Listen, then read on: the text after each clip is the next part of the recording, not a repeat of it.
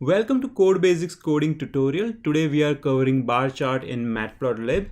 If you Google bar chart and look at some of the sample images, you see a chart like this where each of the values are represented as a vertical bar. In finance world, bar charts are used to represent measures like revenue. And we are going to create charts similar to this in Matplotlib today. As usual, I have launched Jupyter Notebook and imported Matplotlib and NumPy module initially. And now we are going to use some static data. Say I have revenues for some of the major US tech companies in these two lists. Okay. And now I want to create a bar chart out of it. So the way you do it is you just call plt.bar function. Okay, and in argument you want to pass company and revenue, but the thing is it won't honor string values here.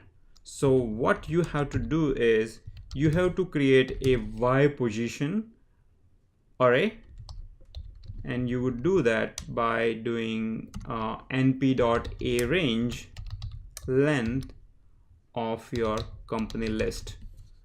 So let me put this into a separate cell and let's see what ypos looks like.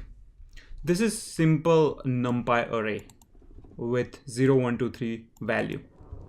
Now you can use a simple list also, but there is a reason I am using NumPy array and we'll cover that a little later. Now in my bar function, I can use ypos because it is a list of numbers and not the strings. And when I plot a chart, it looks something like this. Now, these bars represent revenues of each of these companies, but here I have values. So now to replace these values with these labels, you have to use xticks function. So you'll just call plt.xticks. And there are two arguments to it. Okay, the first argument is your y position, and your second argument is your company list. What this will do is it will replace these values 0, 1, 2, 3, 4 with the corresponding elements in this second list. So 0 will be replaced by Google, 1 will be replaced by Amazon, and so on. When you run that, you now see Google, Amazon, MSFT, and Facebook's revenue plotted as a bar chart. Now let's add some X and Y label just to make this chart little fancier. So these are revenues in US $1 billion, and the actually Y label is revenues and X label is the company name. So we already have a company name, so I don't need to write it. I will set a title, US tech stocks, and now my chart looks better. Okay, now what if I want to plot two different measures? So here this particular measure is revenue, so let me add a label for it. So revenue and plt.legend.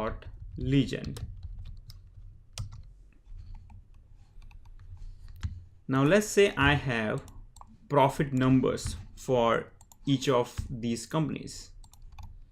Okay, so I have profit number also, and I want to plot profit on a same chart. So in finance, people typically plot side by side bar chart for revenue and profit so that they get a comparison of how much company is earning and how much revenues they are generating and how much is their actual profit after deducting expenses. So you can simply call plt.bar once again with y position and profit. This time the label is profit. Now when you do this, what is happening is it is plotting the profit, but it is being plotted in a same chart. You can see that same bar contains profit and revenue both. I want to generate side by side bars for this. The reason this is happening is because the Y position, the X position is actually the same for both of these. I should have named this as X position actually. Okay, so let me just quickly change it. Okay, so the X position is same. I need to make it a little different by subtracting some number from it. So what I'm doing is now X position for my revenue is 1 minus 0.2, so it will be like 0.8. like here it will be see minus 0.2, then 0.8 and 1.8 and so on.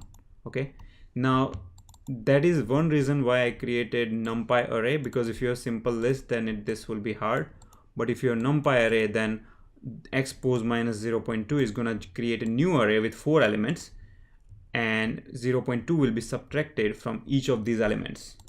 Okay, when I run this, I see a little better chart, though not perfect, but at least the bars are separate. To control the width of these bars, you can call a width function. So I'm just going to set width of these bars to be 0.4.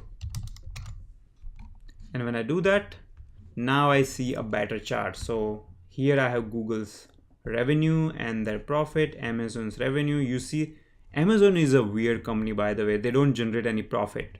They keep on increasing their revenue, but the profit is like really small. And I never understood Amazon. MSFT and Facebook.